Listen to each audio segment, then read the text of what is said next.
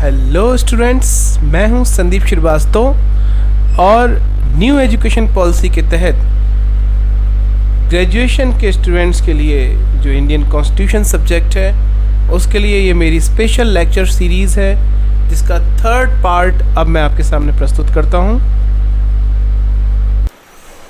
और उसी के तहत आज हम लोग पढ़ेंगे council of ministers and their function. देखिए, मिनिस्टर्स आप लोग सब लोग जानते होंगे, सरकार में मंत्री बनते हैं और वो मंत्री ही सारा काम करते हैं।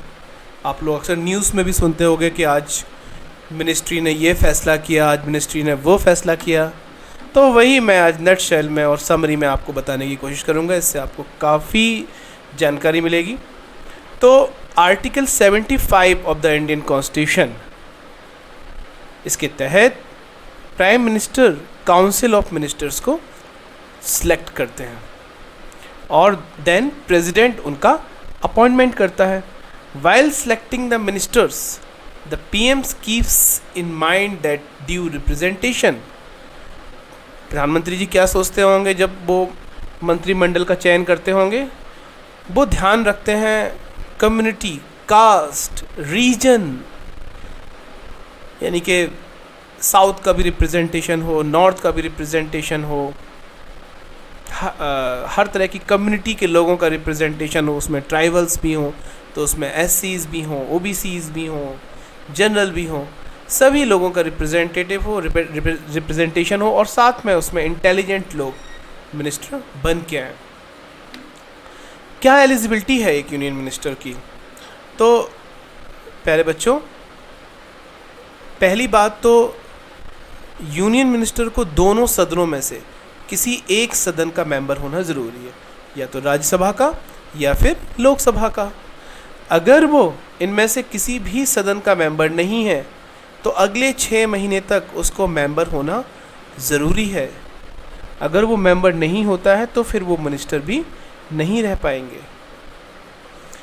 अच्छा, अब आप लोगों ने अक्सर न्यूज़ में सुना होगा कैबिनेट मिनिस्टर, स्टेट मिनिस्टर या minister of states, deputy ministers, ये सब सुना होगा। तो ये क्या है? ये कैटेगरी ऑफ द मिनिस्टर्स है जो उस मंत्रिमंडल में सीनियर मोस्ट मिनिस्टर्स होते हैं, उनको कैबिनेट मिनिस्ट्रीज़ का दर्जा मिल जाता है। सरकार को जब भी कोई फ़ैसले लेने होते हैं तो जल्दी से कैबिनेट मिनिस्ट्री का एक मीटिंग बुलाते हैं, विचार विमर्श होता है और इसके बाद फाइनली वो डिसीजन या फैसला कर देते हैं। दूसरा होता है मिनिस्टर ऑफ स्टेट्स। ये नेक्स्ट रैंक होते हैं, मतलब आप इनको बोल सकते हो कि ये वाइस मिनिस्टर्स एक तरह से होते हैं। और तीसरे होते हैं डेप्यूटी मिनिस्टर्स। ये इसके बाद एक तीसरा है, यानी कि ये कैबिनेट मिनिस्टर्स या जो राज्य मंत्री होते हैं, मिनिस्टर ऑफ स्टेट, इनको भी असिस्ट करते हैं। और सबसे बड़ी बात ये है कि ये इंडिपेंडेंट कोई चार्ज किसी मिनिस्ट्री का नहीं संभालते हैं, ये यूजली असिस्ट ही करते हैं। तो ये तीसरा हो गया कैटेगरी ऑफ मिनिस्टर्स। अच्छा, अगर मैं आपसे कहूँ कि power and functions of cabinet बताइए, मतलब इन जो ये मिनिस्टर्स हैं इनका क्या पावर्स हैं और ये क्या काम करते हैं, तो हालांकि आप सोचेंगे तो ये कोई बहुत बड़ी बात नहीं है, बहुत आराम से बता देंगे, लेकिन चलो पॉइंट वाइज मैं आपको बताता हूँ। इनके पास बहुत सारी पावर्स होती हैं और बहुत सारी रिस्पॉन्सिबिलिटीज़ भी होती हैं, क्योंकि प्रेसिडेंट के पास जितनी भी एग्जीक्यूटिव पावर्स अभी हमने जो पढ़ी हैं, अल्टीमेटली वो सब करते तो प्राइम मिनिस्टर ही हैं। और प्राइम मिनिस्टर किसकी हेल्प से काम करते हैं? कैबिनेट मिनिस्टर्स की। तो देश की जितनी भी एक्सटर्नल और इंटरनल पॉलिसीज़ बनती हैं वो सब कैबिनेट मिनिस्टर्स ही तो बनाते हैं।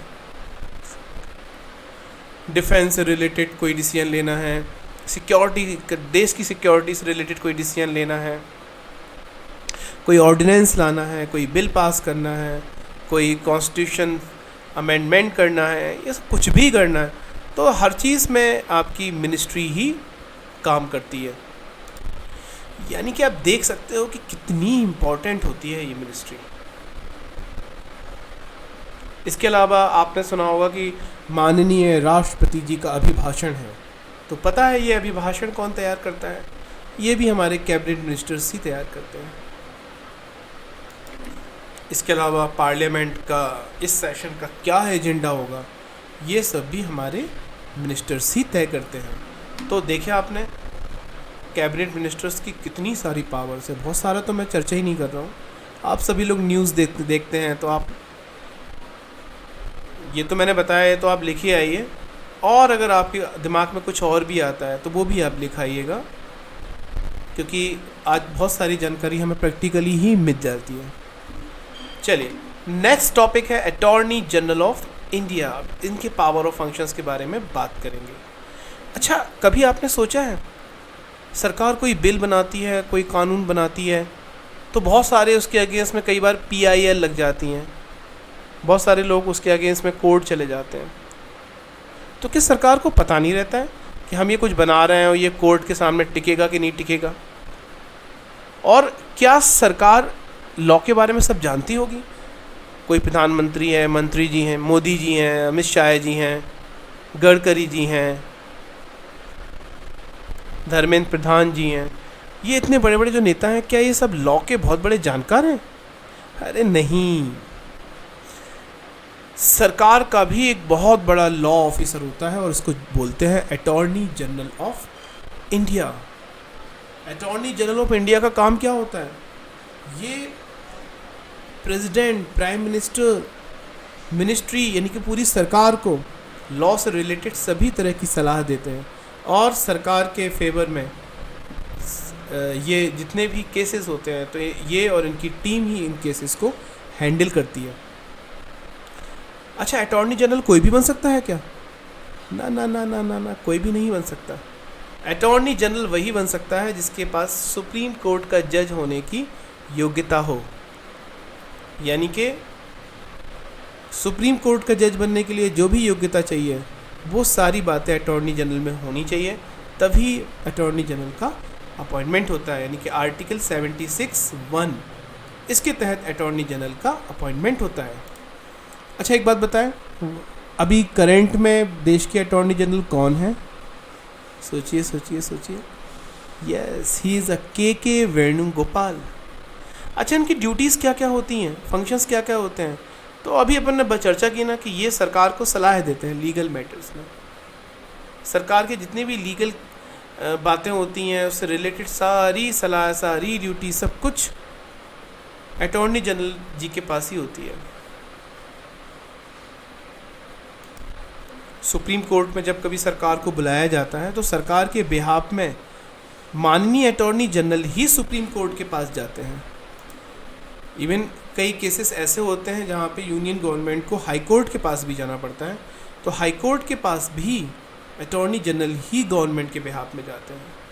अच्छा, इनके कुछ लिमिटेशंस भी हैं, हो सकते हैं कुछ बातें हैं, जैसे हालांकि ये अटॉर्नी जनरल के लिए है कि भाई अटॉर्नी जनरल कोई गवर्नमेंट के अगेंस्ट में कोई बात नहीं करेंगे। इसके अलावा प्राइवेट प्रैक्टिस के लिए भी उनको कुछ हद तक मना किया गया कि भाई गवर्नमेंट की परमिशन के बिना आप प्राइवेट प्रैक्टिस ना कीजिए। हालांकि एक बात है, इनकी सैलरी या इनके कार्यकाल के बारे में हमारे कॉन्स्टिट्यूशन कुछ नहीं कहता है। तो जब सैलरी और कॉन्स्टिट्यूशन, कार्यकाल के बारे में कॉन्स्टिट्यूशन कुछ नहीं कह रहा है, तो फिर आप इनको प्राइवेट प्रैक्टिस के लिए कैसे रोक सकते हो? राइट ना?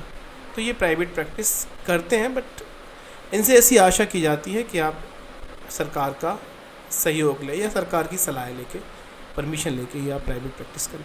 तो स्टूडेंट्स, ये थे अटॉर्नी जनरल ऑफ इंडिया, और नेक्स्ट लेक्चर में हम लोग बात करेंगे power and functions of governor. तब तक के लिए बाय।